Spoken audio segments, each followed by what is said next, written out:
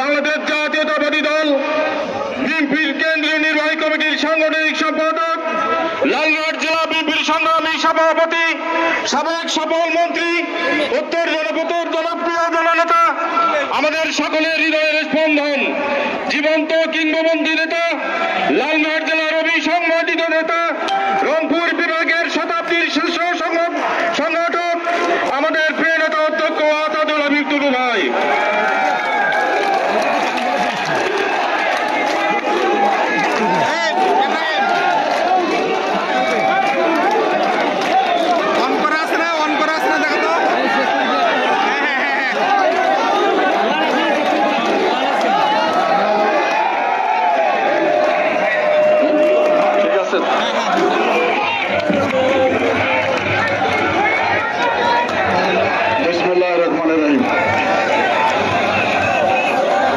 বাংলাদেশ জাতীয়তাবাদী আজিতমারি উপজেলা শাখা আয়োজিত আজকের এই বিজয় র্যালির পূর্বে অনুষ্ঠিত এই সভার স্নেহস্পদ সভাপতি, এই অঞ্চলের মুক্তিকামী সর্বস্তরের ভাই ও বোনেরা, আমার উপস্থিত বিএনপির আমার প্রিয় নেতৃবৃন্দ, সর্বস্তরের ভাই ও বোনেরা, আসসালামু আলাইকুম। হিন্দু ভাইরা আদাব।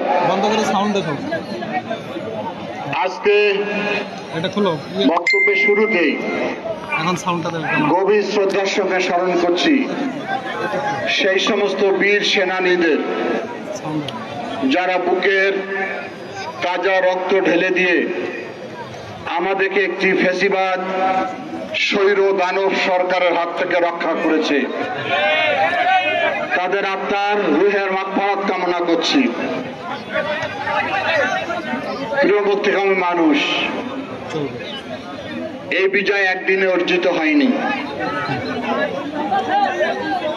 আমরা দীর্ঘ 17টি বছর একটি দানব,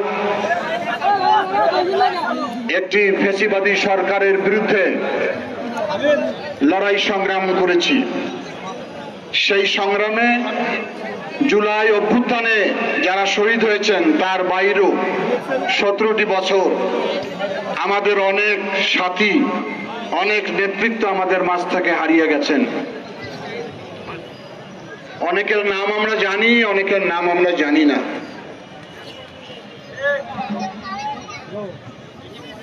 যে লাশের মিছিল সৃষ্টি হয়েছিল 17 বছর, সেটির পরিসমাপ্তি হয়েছে আজকের এই দিনে 1924 সালের 5ই আগস্ট। আজকের থেকে 1 বছর আগের কথা আপনারা চিন্তা করেন, মনে করেন। এই মুহূর্তে 24 সালে শেখ হাসিনা বাংলাদেশে আর ছিল না, পালিয়েছে। আজকের এই দিনে 1 বছর পূর্বে, সেই 1 বছর আগের যে তাণ্ডব নারকীয় হত্যাকাণ্ড উনি চালিয়েছেন, বিশ্বের অনেক বড় বড় ফ্যাসিস্টকে আমরা দেখেছি। হিটলার, মুসলিনি, চেঙ্গিস খান, সবার রেকর্ডকে অতিক্রম করেছে শেখ হাসিনা। আমাদের অ্যাটর্নি জেনারেল বলেছিলেন সেদিন কোর্টে যে পৃথিবীতে যদি স্বৈর শাসকের কোন সমিতি করা হয় তাহলে শেখ হাসিনা বিনা প্রতিদ্বন্দ্বিতার সভাপতি হবেন। কি ভয়ানক! এই বাংলাদেশকে মুক্ত করার জন্য 1971 সালে আমার পিতা সহ 30 লক্ষ মানুষ আত্মহতি দিয়েছে, 2 লক্ষ মা বোন ইজ্জত বিকিয়েছে। 9টি মাস আমরা আমাদের মুক্তিযোদ্ধারা সশস্ত্র সংগ্রাম করেছে। সেই বাংলাদেশের অবস্থা কি বানিয়েছিল, কি বানিয়েছে তার জ্বলন্ত সাক্ষী আপনারা। দাম্ভিকতা, অহংকার, হেডং, মানুষের যে পতনের মূল, সেটি শেখ হাসিনা প্রধান উদাহরণ। আল্লাহ বলেছে অহংকার পতনের মূল। মানুষকে মানুষ মনে করে নাই, রাজনৈতিক দলকে রাজনৈতিক দল মনে করে নাই। যখনই আমরা কথা বলতাম তখনই বলতো এরা রাজাকার, এরা গণতন্ত্র বিরোধী শক্তি। কেন এই অবস্থার তৈরি হলো? নিশ্চয়ই আপনাদের জানা আছে, দেশনেত্রী বেগম খালেদা জিয়া বাংলাদেশে একটি নতুন সরকারের আবির্ভাব করেছিলেন, যার নাম ছিল তত্ত্বাবধায়ক সরকার। উনি বলেছিলেন 5 বছর রাজনৈতিক দল ক্ষমতায় থাকবে, যখন নির্বাচন আসবে তখন একটি নিরপেক্ষ সরকার হবে। নিরপেক্ষ সরকারের প্রয়োজনীয়তা কেন? যাতে নির্বাচনে কোনো ধরনের মানুষের জবরদখল না হয়, ভোট কারচুপি না হয়। ফুটবল খেলা আপনারা দেখতে যান, 2 দলে খেলা হলে সেই দলের কোনো রেফারি থাকে? তা থাকে না, তৃতীয় পক্ষের লোককে নিয়ে আসতে হয়। খালেদা জিয়া সেই ব্যবস্থাটা করে দিয়েছিলেন যে আওয়ামী লীগ বিএনপি লড়াই হবে, একটা তৃতীয় পক্ষ রাষ্ট্র ক্ষমতায় থাকবে, যাতে ভোট নিরপেক্ষ, অবাধ, শান্তিপূর্ণ হয়। শেখ হাসিনা এটা ভালো লাগেনি। ভালো লাগেনি এই কারণে, শেখ হাসিনা মনে করেছিলেন উনি জীবদ্দশায় যতদিন বেঁচে থাকবেন ততদিন উনি রাষ্ট্র ক্ষমতায় থাকবেন। উনি রাষ্ট্রের এমন জায়গায় বসেছেন, ওনাকে রানী হিসাবে ঘোষণা করতে যাচ্ছিল আওয়ামী লীগ সরকার, যার জন্য তত্ত্বাবধায়ক সরকারকে বাতিল করে দিলেন। আমরা সেদিন থেকে আন্দোলন করি। বারবার আমার নেত্রী দেশনেত্রী বেগম খালেদা জিয়া বলেছেন যে তত্ত্বাবধায়ক সরকার পুনর্বর্তন করতে হবে। শেখ হাসিনা আমাদের কথা শোনে না, কারো কথাই শোনে না। এরকম একটা নির্বাচন দিলেন 2014 সালে। সেই 14 সালে 153টা আসনে বিনা প্রতিদ্বন্দ্বিতা আওয়ামী লীগের নেতারা নির্বাচিত হলেন। কোনো ভোট হলো না। এই কেন্দ্রেও ভোট হয়নি, প্রিজাইডিং অফিসার আসে নাই, ব্যালট পেপার আসে নাই, একজন এমপি হয়ে মন্ত্রী হয়ে গেছিলেন। আমি মাঝে মাঝে বলি যে ছাড়, পাত্রের বিয়ে হয় নাই, এখন ছেলের আকিকা দেয় এরা। এই অবস্থা ছিল। সে কারণে মনে করতে হবে কি সমস্যা, বৃষ্টি? আরে ভাই, বুলেটের সামনে আবু সাইদ বুক সিটে দাঁড়িয়েছে, আর 1 ফোঁটা বৃষ্টি পড়ে যায়, এরা কারা?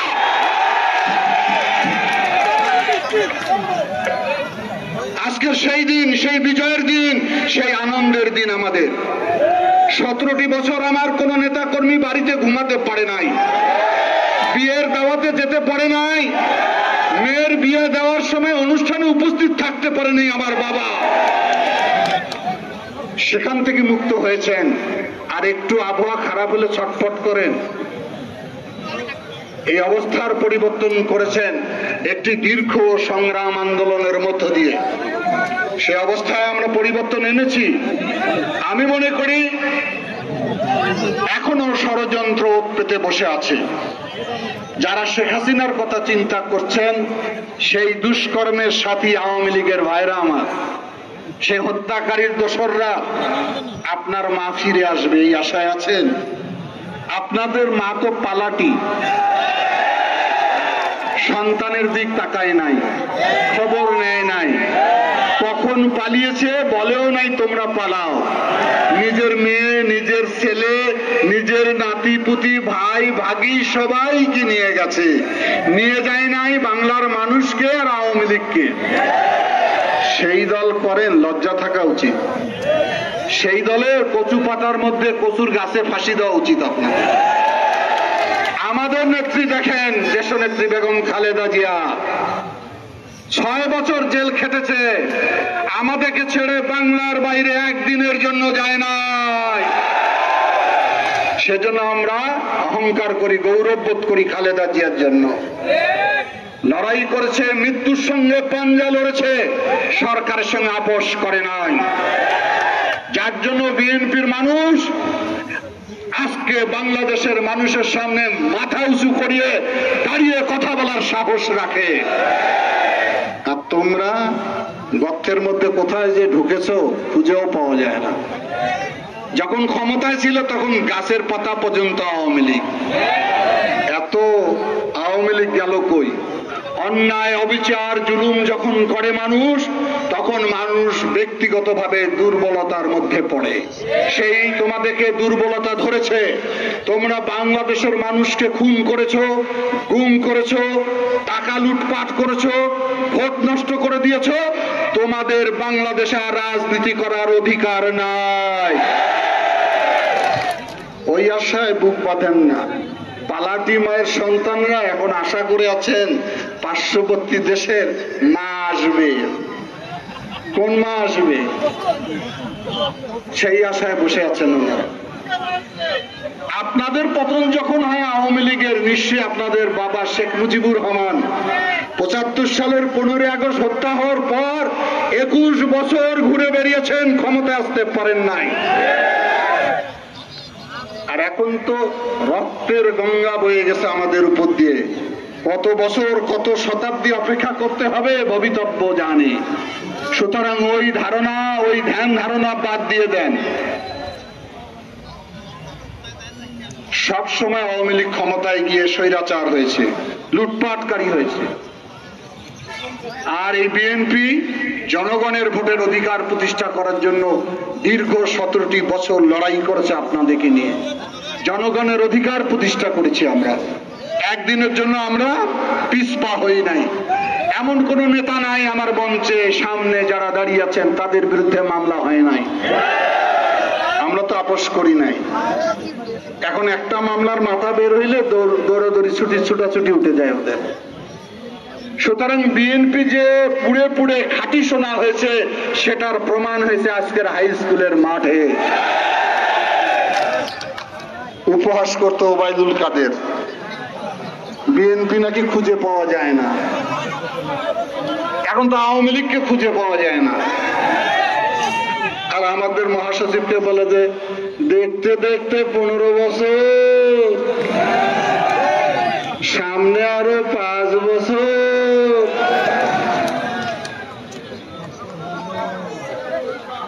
পালাবো কোথায়?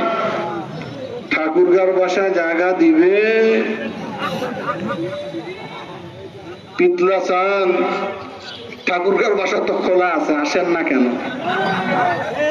এখন মাঝে মাঝে সাক্ষাৎকার দেয়, আপনারাও দেখেন কিভাবে পালিয়েছে। 3 মাস বাথরুমের ভিতরে, পায়খানার ট্যাঙ্কির মধ্যে নাকি ছিল।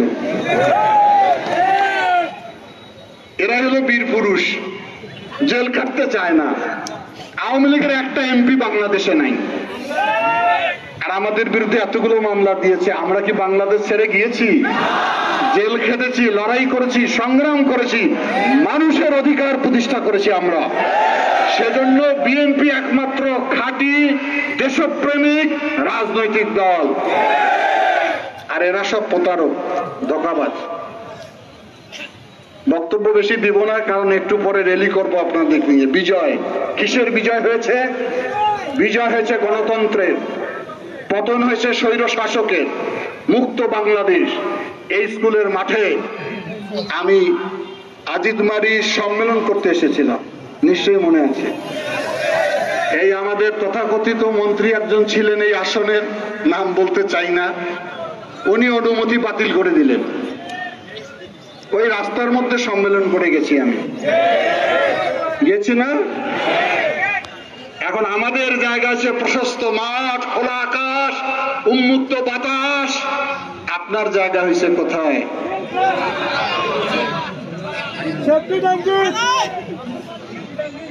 এটা বুঝতে হবে। আল্লাহর বিচার হলো শেষ বিচার। ক্ষমতার দাপটে আপনি জায়গা দেন নাই। আজকে স্কুলের একদম কানায় কানায় পূর্ণ হয়েছে। সেদিনও বলে গিয়েছিলাম, ক্ষমতার বাহাদুরি করেন না, সকলকে রাজনীতি করতে দেয়।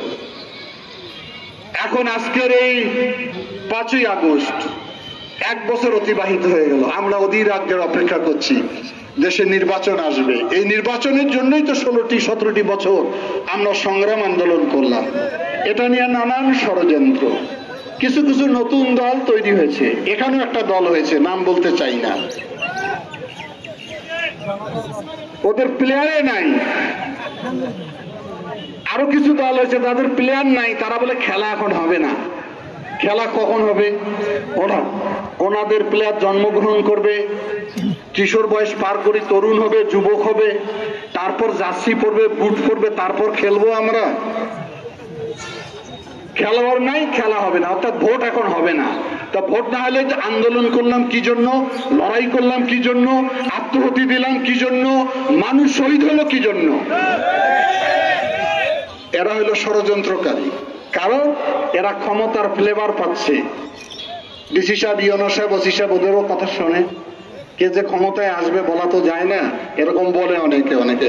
আরে বাবা, ভোট দিয়ে দেখেন কার দলে কয়টা খেলোয়াড় আছে, কয়টা কে গোল দিতে পারে। সুতরাং আর তালবাহনা আমরা মানব না। আমরা জানি আজকে ডক্টর মোহাম্মদ ইউনূস নির্বাচনের রোডম্যাপ দেওয়ার কথা, দিলে খুবই ভালো, স্বাগত জানাবো। কোন ধরনের যদি গড়িমসি হয় তাহলে বিএনপি শেখ হাসিনার মতো 5 স্তরের প্রশাসন সাজিয়ে রেখেছিল, তারপরও বিএনপিকে ঠেকিয়ে রাখতে পারে নাই। আর এই সরকারের কাছে দাবি আদায় করতে তারেক রহমান হুকুম দিলে একবারে টেকনাফ থেকে তেতুলিয়া দখল হয়ে যাবে। সেই কারণটা মনে রাখতে হবে। আমরা সরকারকে সহযোগিতা করছি, সহযোগিতা দিয়ে যাচ্ছি, কোনো সমস্যা নাই। আপনারা যে সরকার ভালো চালাতে পারেন না সেটা তো প্রমাণিত হয়েছে। আইন শৃঙ্খলা নাই, মব জাস্টিস হচ্ছে, দ্রব্যমূল্যের ঊর্ধ্বগতি, বেকারদের চাকরি নাই, ব্যবসা নাই, বাণিজ্য নাই, মানুষের মধ্যে হাহাকার, বলার মতো জায়গাও নাই, এমপি নাই, কার কাছে বলবে? আর নতুন একটা আবার আবিষ্কার করছে পিয়া। এটার মানে তো অনেকে বোঝেন না। পিয়ার হলো অনুপাতিক হারে এমপি হবে। এখন বলেন, সেদিন একটা ছেলে আমাকে বলল, স্যার আমি বাংলায় পাইছিলাম 22, ইংরেজিতে পাইছি 23, অঙ্কই পাইছি আমি 80, তা আমার গড় করে পাশ করে দিলে অসুবিধাটা কি? আমি তোমার কথা তো ঠিক, আমার তিনটা মার্ক যোগ করে পাশ করে দেন। এই সমস্ত দল যারা একটা এমপি হতে পারবে না তারা বলে গড়ে পাশ করে দিতে হবে। এই আসনে কোনো এমপি প্রার্থী থাকবে না, তাহলে ভোট দিতে যাবেন? ক্যান্ডিডেট নাই, তাহলে ভোট দেই কাকে আমরা? যখন একজন প্রার্থী থাকবে তাকে ঘিরে তো মানুষের উৎসব আনন্দ শুরু হবে, এবং উনি নির্বাচিত হলে স্বাভাবিক কারণে তার কাছে মানুষ দাবি দাবা নিয়ে যাবে, বলবে রাস্তা নাই, বিদ্যুৎ নাই, মসজিদ নাই, মন্দির ঠিক করেন, ছেলের চাকরি দেন, উন্নয়ন করেন। সে বলার রাস্তাও থাকবে না। এরা কিরকম ভয়ানক ষড়যন্ত্রের মধ্যে লিপ্ত হয়েছে। একটু আগে আমি আসতেছি মিশন মোড়, আমার মনে হয় 150 লোক হইবে মনে, হ্যাঁ, মাথায় বলে কাপড়ের কাপড় বাঁধবে পিয়ার যদিও না হয়। ওই দলকে বলতে চাই, 14 বছর শেখ হাসিনার দালালি করেছেন, পাখার বাতাস দিয়েছেন শেখ হাসিনাকে, এখন বড় বিপ্লবী সাজছে। সারা বাংলাদেশে আজ পর্যন্ত একটা আসন পায় নাই, তারাও বলে পিয়ার পদ্ধতি চাই।